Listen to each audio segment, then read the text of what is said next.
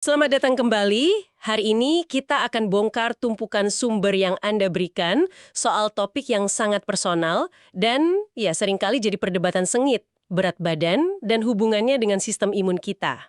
Betul. Dan harus diakui, dari awal saja catatan-catatan ini sudah menegaskan kalau ini bukan obrolan hitam putih. Tepat sekali.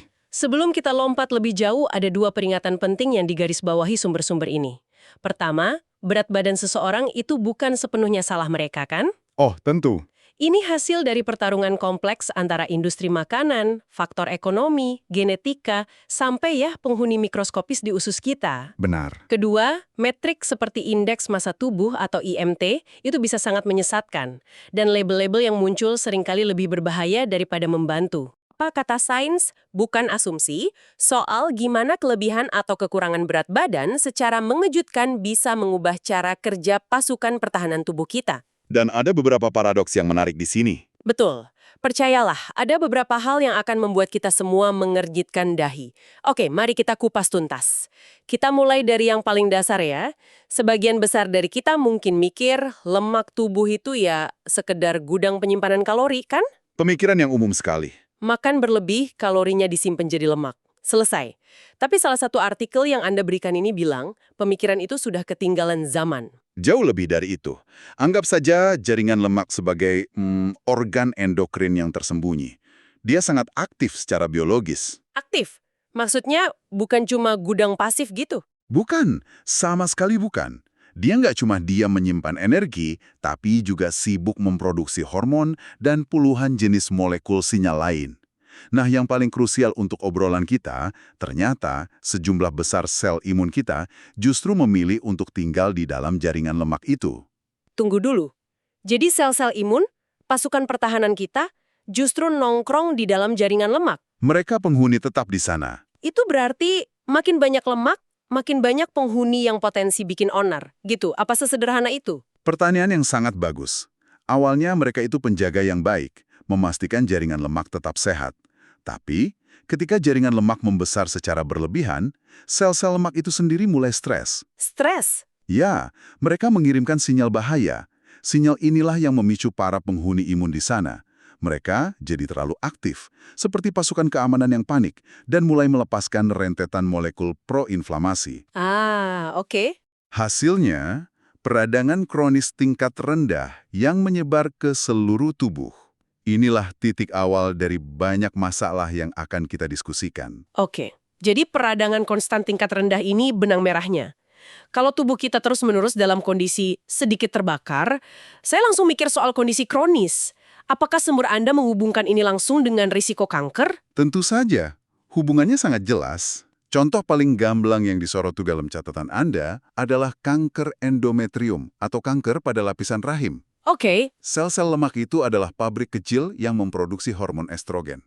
Makin banyak sel lemak, makin tinggi kadar estrogen dalam tubuh. Dan estrogen yang tinggi terus-menerus ini pemicunya. Tepat, bisa memicu pertumbuhan sel yang tidak terkendali di lapisan rahim. Salah satu sumber bahkan menyebutkan sekitar 50% kasus kanker endometrium itu ya, gara-gara obesitas. Setengahnya itu angka yang mengerikan.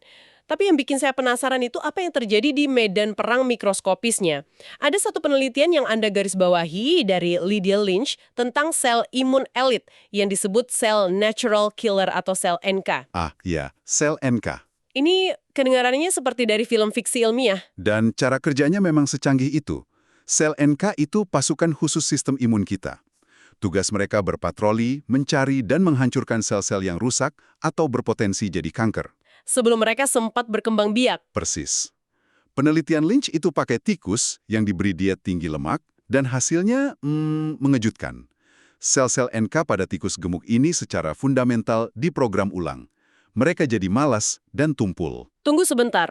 Jadi bukan sekedar melemahkan sistem imun, sumber ini bilang lemak secara harfiah menyusup ke dalam sel pembunuh elit kita dan melumpuhkannya dari dalam. Persis seperti itu. Itu seperti menyabotase pasukan khusus Anda sendiri.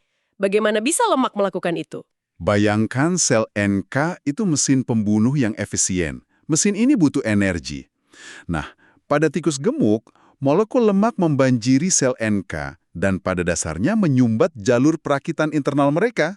Menyumbat? Ya, Energi yang seharusnya dipakai untuk memproduksi senjata protein beracun untuk membunuh sel kanker justru dialihkan untuk memproses lemak. Analogi yang dipakai di penelitian itu adalah kemacetan lalu lintas di dalam sel. Jadi semuanya macet. Semua proses penting jadi macet, dan kemampuan sel NK untuk membunuh target anjlok. Dan yang lebih mengkhawatirkan, mereka menemukan mekanisme yang sama persis terjadi pada sel NK dari manusia dengan obesitas. Luar biasa. Sekaligus menakutkan. Oke, logikanya sekarang tampak lurus. Kelebihan lemak menyumbat pasukan anti kanker kita, risiko kanker meningkat. Sederhana, tapi Tapi, disinilah ceritanya jadi aneh karena catatan Anda kemudian membahas sesuatu yang disebut paradoks obesitas. Ini sepertinya akan membalikan semua yang baru kita pahami. benar, bersiaplah untuk pusing. Ada kelas terapi kanker modern yang sangat menjanjikan, namanya checkpoint inhibitor. Oke, Kalau sistem imun itu mobil balap super kencang, biasanya ada rem pengaman biar dia nggak lepas kendali. Nah, checkpoint inhibitor ini pada dasarnya cara kita memotong kabel rem itu, melepas remnya? membiarkan sistem imun melaju dengan kekuatan penuh untuk menghajar sel kanker. Oke, saya paham analoginya. Memotong kabel rem mobil balap imun kita dan teriak, kejar sel kankernya. Tapi, apa hubungannya dengan obesitas? Nah, ini dia paradoksnya. Beberapa studi besar menemukan bahwa untuk beberapa jenis kanker, seperti melanoma, kanker paru-paru, terapi ini justru bekerja secara signifikan lebih baik pada pasien dengan obesitas. Lebih apa? Lebih baik. Jauh lebih baik. Mobil balap yang lebih berat ini, entah bagaimana, justru melaju lebih kencang saat remnya dilepas. Saya benar-benar nggak ngerti bagaimana bisa sesuatu yang melumpuhkan sel pembunuh kita dalam skenario lain justru bikin terapi kanker jadi lebih ampuh. Otak saya nggak bisa memproses kontradiksi ini. Para ilmuwan pun masih berdebat, tapi ada dugaan kuat. Salah satunya, karena peradangan kronis tadi, sel-sel imun pasien ini sudah dalam kondisi siaga 1 terus-menerus. Mesinnya sudah panas, gitu. Tepat. Jadi, saat remnya dilepas, mereka langsung meledak dengan kekuatan dahsyat. Teori lain adalah jenis tumor yang tumbuh di lingkungan proinflamasi itu mungkin punya tanda pengenal yang lebih gampang dikenali sistem imun. Ah, masuk akal. Tapi, dan ini sangat penting, paradoks ini nggak berlaku untuk semua kanker. Pada kanker ginjal misalnya, efeknya justru berkebalikan. Jadi, ini adalah labirin biologi yang sangat rumit. Sistem imun yang lelah ini jadi sasaran empuk kanker. Tapi bagaimana dengan ancaman yang lebih umum, seperti infeksi? Kita semua ingat bagaimana obesitas jadi faktor risiko besar selama pandemi COVID-19 kan? Ceritanya sangat mirip. Dan sumber Anda menjelaskan dua mekanisme utama. Pertama, yaitu tadi, sistem imun yang lelah. Oke, Bayangkan alarm kebakaran yang terus-terusan bunyi pelan sepanjang hari. Ketika kebakaran besar terjadi, Anda sudah terbiasa dan respons Anda jadi lambat. jadi responsnya tumpul. Apa mekanisme kedua? Mekanisme kedua adalah upaya tubuh untuk menenangkan alarm itu. Untuk melawan peradangan, tubuh memproduksi molekul-molekul penekan. Untuk mendinginkan sistem? Betul. Sayangnya, molekul penenang ini nggak pandang bulu. Mereka juga menekan respons kuat yang seharusnya kita kerahkan untuk melawan virus. Jadi, sistem imun kita dihantam dari dua arah. Dan tentu saja, karena ini obrolan kita pasti ada paradoks lain lagi kan? Tentu saja. Kali ini dengan tuberkulosis atau TB. Tepat sekali. Ini sangat berlawanan dengan intuisi. Beberapa penelitian menunjukkan orang dengan kelebihan berat badan atau obesitas justru punya kemungkinan yang lebih rendah bagi infeksi TB laten di tubuh mereka untuk jadi aktif. Itu aneh sekali. Sangat aneh, terutama karena kita tahu obesitas itu faktor risiko utama diabetes tipe 2, dan diabetes adalah faktor risiko kuat untuk TB aktif. Ini benar-benar menunjukkan betapa rumitnya sistem ini. Seperti yang dikutip di salah satu sumber, banyak hal terjadi secara paralel, tidak ada yang sederhana. Persis. Kompleksitas ini juga berlaku untuk vaksinasi kan? Apakah berat badan mempengaruhi seberapa baik kita terlindungi? Ya, data di sini sayangnya cukup konsisten dan kurang menggembirakan. Artikel-artikel yang Anda kumpulkan menunjukkan bahwa orang dengan kelebihan lemak tubuh cenderung menghasilkan respon antibodi yang lebih lemah setelah vaksinasi. Oh ya. Ini bukan fenomena baru. Sudah terlihat pada vaksin flu, hepatitis, rabies, dan yang terbaru dikonfirmasi juga pada vaksin COVID-19.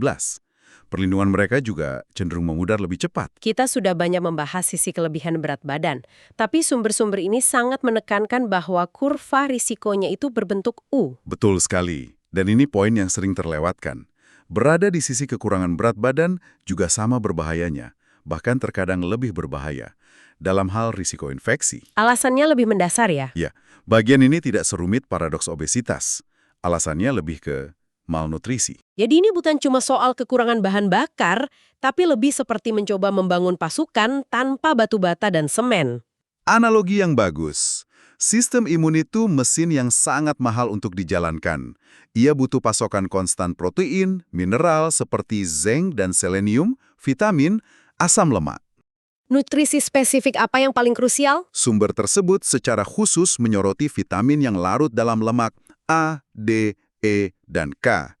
Orang yang kekurangan berat badan, apalagi jika mereka ekstrim menghindari makanan berlemak, bisa sangat kekurangan vitamin-vitamin ini.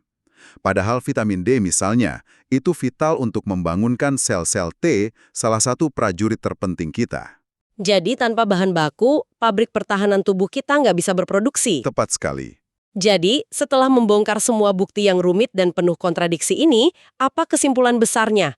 Sains jelas menunjukkan hubungan yang kuat, tapi juga sangat kompleks. Kesimpulan utamanya adalah kita harus berhenti memandang lemak sebagai jaringan pasif. Jaringan lemak adalah organ imun yang sangat aktif. Keseimbangannya, baik terlalu banyak maupun terlalu sedikit, adalah kunci. Keseimbangan yang terganggu itu bisa Bisa melemahkan pertahanan kita dengan cara yang tak terduga.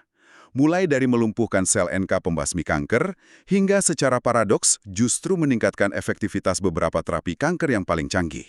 Ini bukan tentang mencari-cari kesalahan atau merasa bersalah, tapi lebih ke memahami betapa rumitnya biologi tubuh kita. Betul. Dan seperti yang ditekankan berulang kali dalam sumber Anda, tidak ada pendekatan satu resep untuk semua. Tentu tidak. Setiap orang harus menemukan jalannya sendiri dalam menyikapi berat badan, baik secara psikologis maupun praktis. Oke. Kenal dengan merek Ozempic atau Wegovy. Iya, sedang ramai dibicarakan. Obat-obatan itu bisa menekan nafsu makan dan menghasilkan penurunan berat badan yang signifikan. Mengingat semua kompleksitas yang baru saja kita urai soal hubungan antara lemak, peradangan, dan imunitas. Coba bayangkan, bagaimana intervensi farmasi yang kuat seperti ini akan mengubah bukan hanya angka di timbangan kita, tetapi juga kepribadian dan perilaku sistem imun kita dalam jangka panjang. Apakah kita akan menyaksikan paradoks-paradoks baru yang belum pernah kita bayangkan sebelumnya?